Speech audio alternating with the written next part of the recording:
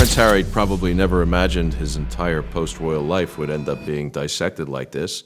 But Tom Bower is back again, and this time he's going even deeper into the marriage between Harry and Meghan Markle. And honestly, the reason people keep paying attention to Bower is because he doesn't really write like a gossip blogger. The man approaches these stories like he's building a legal case. That's why even people who dislike him still end up reading the books.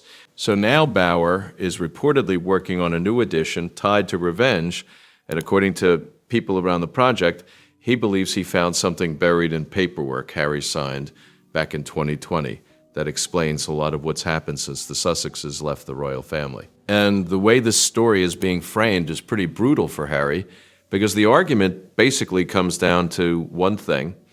He signed major financial documents during one of the worst emotional periods of his entire life. That timing matters. Remember where Harry was mentally around 2020. He had just blown up his relationship with the royal family, left the institution he grew up in, moved to another country, lost royal protection, and suddenly had to figure out money, business deals, media contracts, lawyers, security costs, all at once. Even people who support Harry admit he looked emotionally exhausted during that period. You could see it in interviews. According to Bower's sources, that's also when an amendment to the Sussex prenuptial structure was allegedly signed. And apparently buried inside it was language connected to intellectual property and future earnings tied to the Sussex brand itself. Now, this is where the story starts getting messy.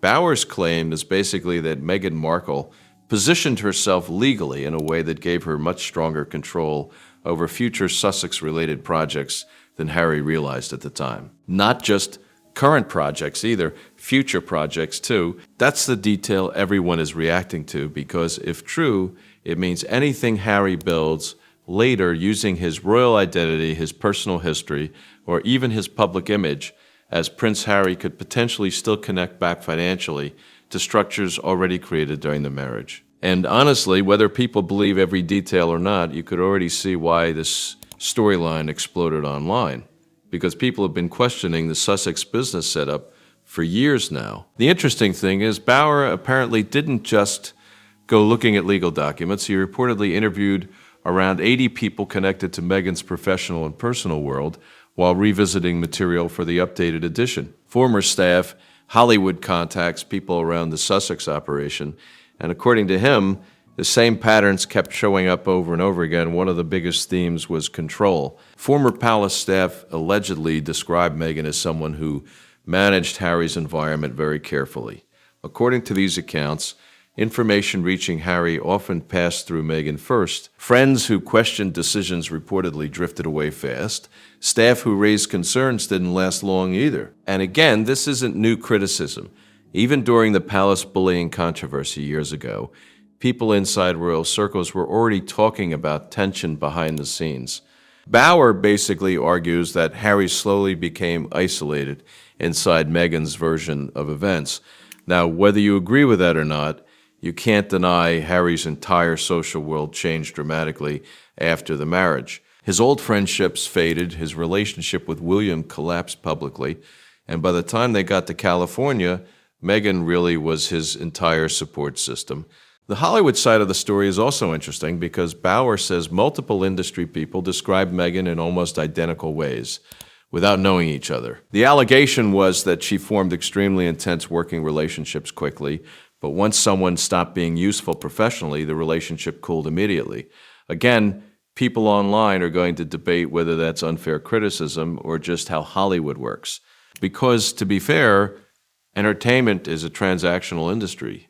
A lot of celebrities operate that way, but Bower clearly believes Meghan approached relationships strategically long before Harry entered the picture.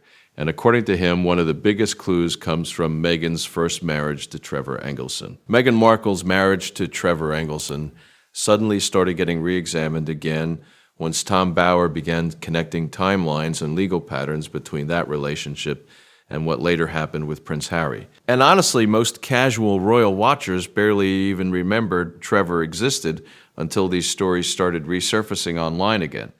Back then, Meghan was still trying to establish herself in Hollywood. Trevor was already connected in the television industry. They dated for years, got married in Jamaica in 2011, and then the marriage ended surprisingly fast, only a couple of years later. Publicly, it looks simple, quiet divorce, no massive scandal, everybody moved on. But according to Bauer's reporting, the actual financial negotiations behind that split were a lot more aggressive than people realized. His sources claim Meghan entered those meetings extremely prepared, not emotional, not chaotic, not reactive, prepared. Apparently, she questioned every legal detail, pushed hard on wording, and focused heavily on future financial independence. One detail Bauer keeps emphasizing is a clause allegedly tied to future earnings from projects developed during the marriage. The argument is that Meghan wanted protection over anything connected to her future career growth, even after the relationship ended. And Bauer believes that mindset never changed. That's why he sees similarities between the Trevor situation and the later Sussex legal structures. In his view, Meghan learned very early that controlling future earning potential matters more than dividing current assets. That's the bigger game. Now, obviously, nobody outside those agreements knows every exact detail, but people online immediately started connecting dots once Bauer began discussing this publicly, especially because Meghan's entire public image after joining the royal family was built around independence, branding, media control, and ownership over narrative. And honestly, that last part might be the biggest theme in this entire story. Bauer repeatedly argues that Meghan understands media strategy better than almost anyone around her, not necessarily in a villainous mastermind way like some internet conspiracy people frame it, but in a very calculated celebrity way. Protect the image, protect the story, control perception before someone else controls it for you.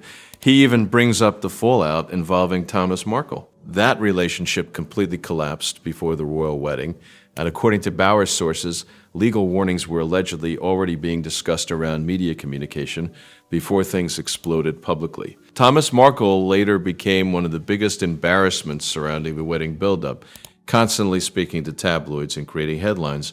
But Bauer's argument is that Meghan's team had already identified him as a long-term risk very early. Whether people sympathize with Meghan or not, you can kind of understand why someone entering the royal family would want tight control over messaging.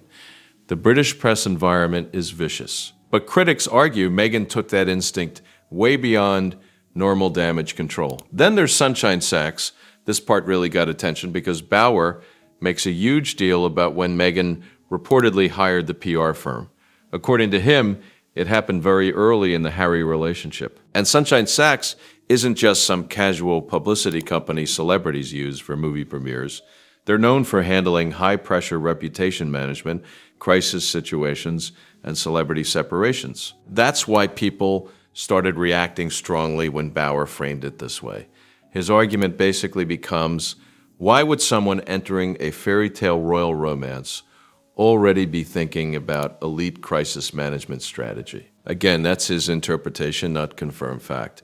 But it's the framing that's driving the discussion. By the time Harry and Meghan officially left royal duties in 2020, Bauer says the groundwork for independent financial structures was already happening behind the scenes.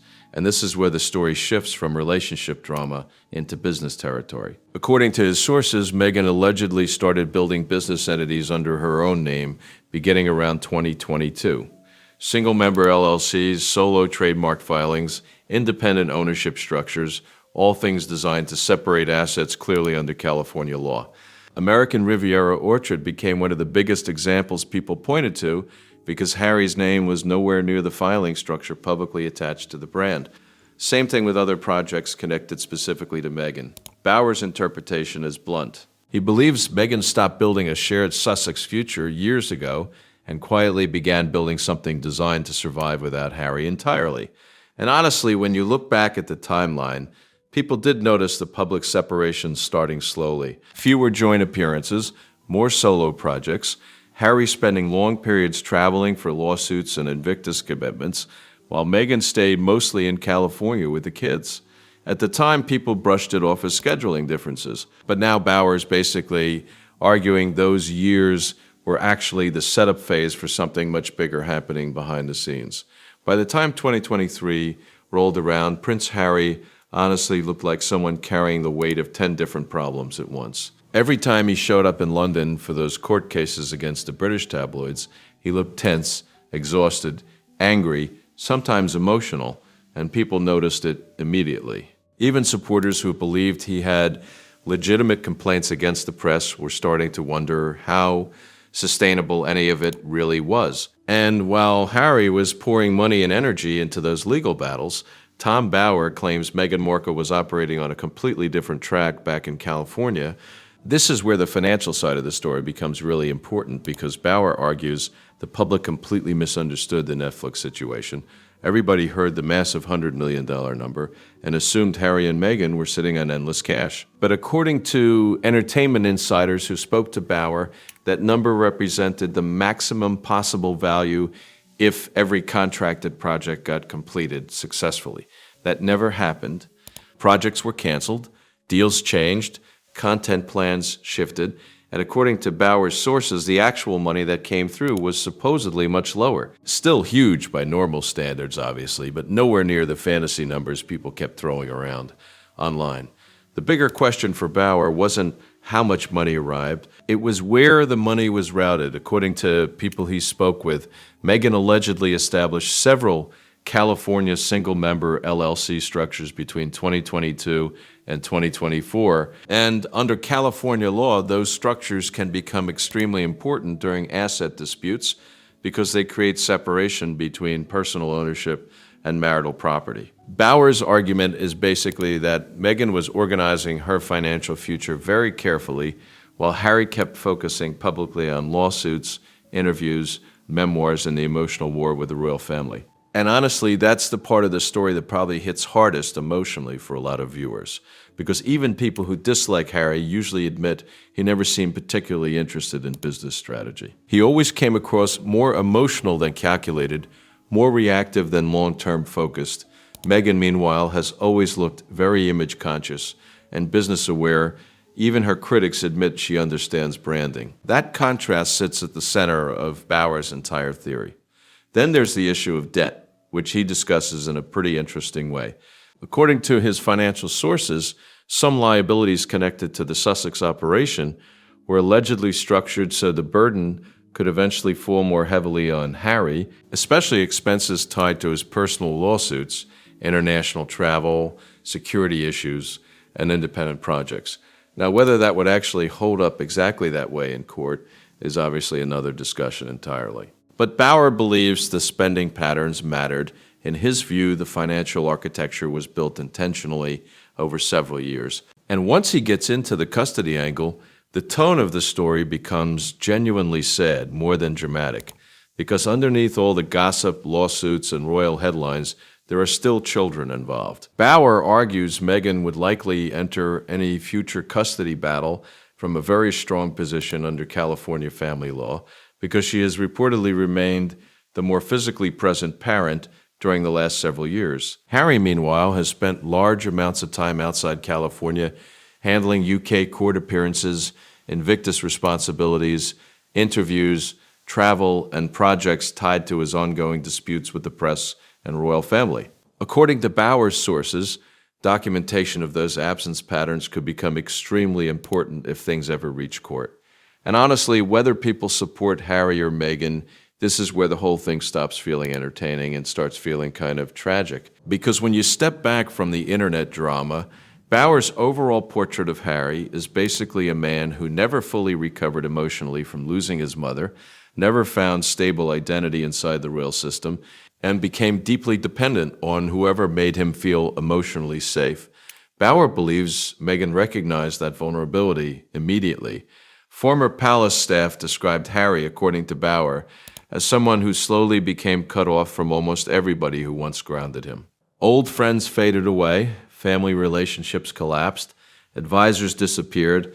By the time the California move happened, Meghan was essentially the center of his entire emotional world. And if Bauer's interpretation is even partially accurate, that's why he believes Harry signed legal agreements without fully understanding the long-term consequences. Not because he was stupid, but because emotionally he trusted Meghan completely during the most unstable period of his life. That's really the core of the entire story Bauer is trying to tell. Not that Harry got outsmarted in some simple gold digger fairy tale people online reduce it to, but that he entered the marriage emotionally damaged, isolated himself from nearly everyone around him, and slowly handed over control of his public identity, business structure, and future leverage without realizing how difficult it would be to ever separate those things again. And according to Bauer, if a divorce filing ever actually happens in California, Harry may discover far too late that the legal and financial game was already being prepared years ago, while he thought they were still building the same future.